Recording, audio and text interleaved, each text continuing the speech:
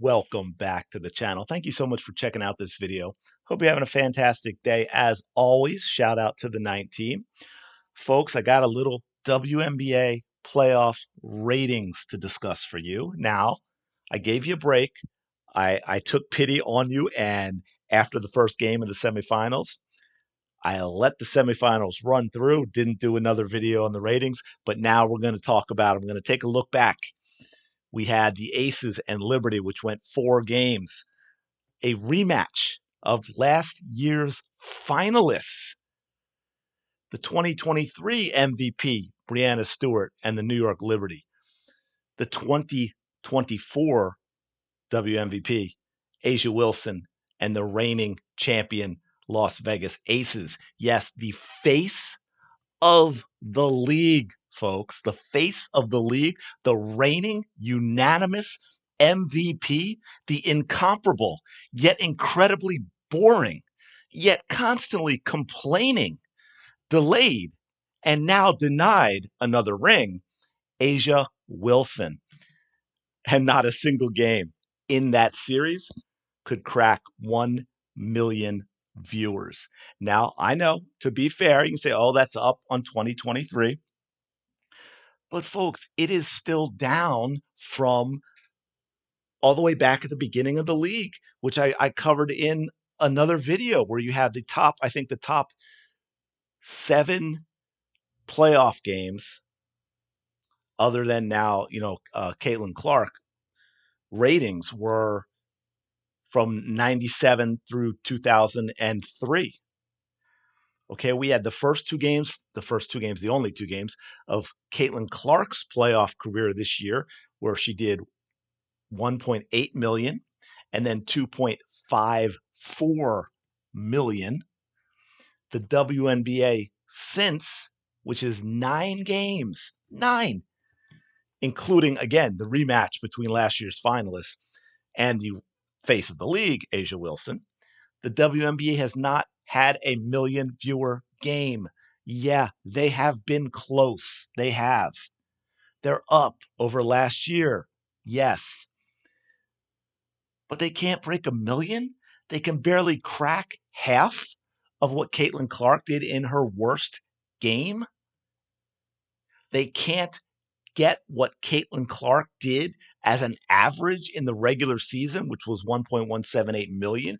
You take away the NBA Today games, which aren't in many homes, where she set a record, which was between, I forget the exact number, but it was between 600 and 700,000.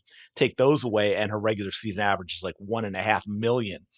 But no playoff game without her could crack 1 million viewers. But let's talk about attendance for a minute, because this is interesting too.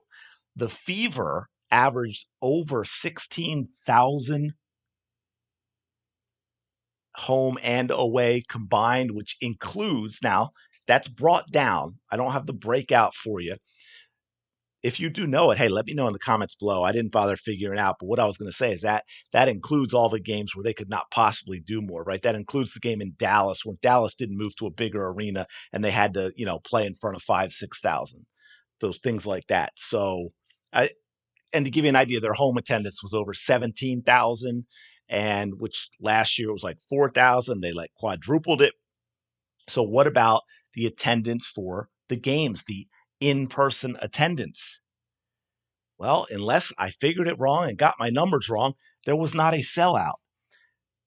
If they're telling you there was a sellout, they're getting creative with their numbers, and they will have closed off seats, because every arena in which a game was played is bigger, seats more for basketball than what has attended. The 2 biggest by far, Liberty Aces game 1 and 2 in New York, where they both did over 14,000, but that place seats almost 18,000, I believe, because they had 2 games over 17,000 in the regular season. After that, you had game 3, which was in Vegas, and that did 10,369, I believe. And then the other Aces New York game, also in Vegas, which did 10,364, which again is still, that is not a sellout. And then the Sun Lynx, no sellouts. No sellouts. Connecticut Sun, 9,700 capacity, I believe. Maybe 9,300. I might be getting my numbers confused. If you know for sure, let me know. But they never drew more than 8,300. And the Sun Lynx in Minnesota, also same thing. They were drawn 8,500. Last game was 8,769. The capacity of the Target Center for basketball is 18,798. Game 4, Aces Liberty, 994,000. Game 4, Lynx Sun, 885,000. So now you have Game 5, Sun, Lynx. Nafisa Collier's having a fantastic playoff, to be fair. The winner gets the New York Liberty in the final. Game 5, winner take all, loser go home. 980,000. You say, okay, that's a solid number. Again, not even cracking a million, not even close to what Caitlin Clark averaged during the regular season. Half of Caitlin Clark's worst playoff game. A little better than a third of her other playoff game. The WNBA average attendance below 10,000, far less than what the Indiana Fever averaged. And no, the ticket prices were not astronomically great either.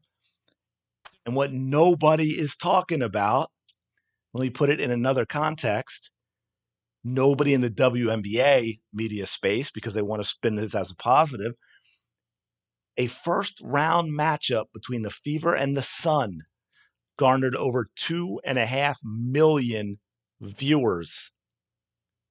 A deciding Game 4 between the reigning champion Aces and last year's runner-up, the New York Liberty, with the last 2 MVPs as well, could not break 1 million viewers. A Sun Lynx deciding Game 5 could not break 1 million viewers yet. They would rather insult and attack the fans with hateful, racially charged vitriol instead of do what you need to do to attract them to the league. And look, the WNBA is going to want to take credit. They're spinning, oh, it was better than last year. And yes, it's better than last year. It's not better than 20 years ago, but it's better than last year. But guess what?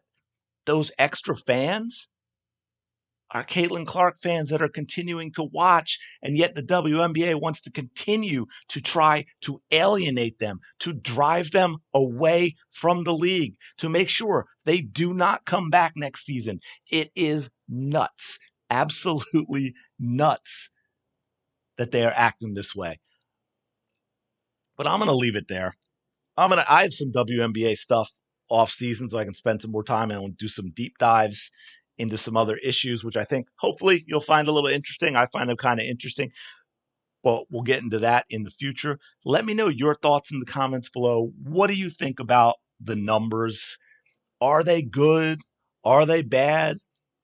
You think both sides are sort of spinning them? Because I get, hey, everyone has their bias, right? We do their best. I look at it overall and I don't think they're that great. I will say I'm not going to completely trash them because they are better than last year. But again, those are because of Fever fans. So the league, to me, what I'm seeing is danger signs. If they, if that media rights deal coming after next year, I believe 2026 is not ironclad, if that 3-year look-in means they can opt out instead of just the league opting out, the WNBA needs to get to work because you can't have all the growth or 80% of the growth of the league just be Caitlin Clark, because then that media rights deal is no good for for the media. Might be good for the WNBA. It's not good for the media. Let me know your thoughts in the comments below. Thank you so much for checking out this video. I really do appreciate it. Don't forget to like, comment, and subscribe. It means a lot. It does help a lot. And I will talk to you later.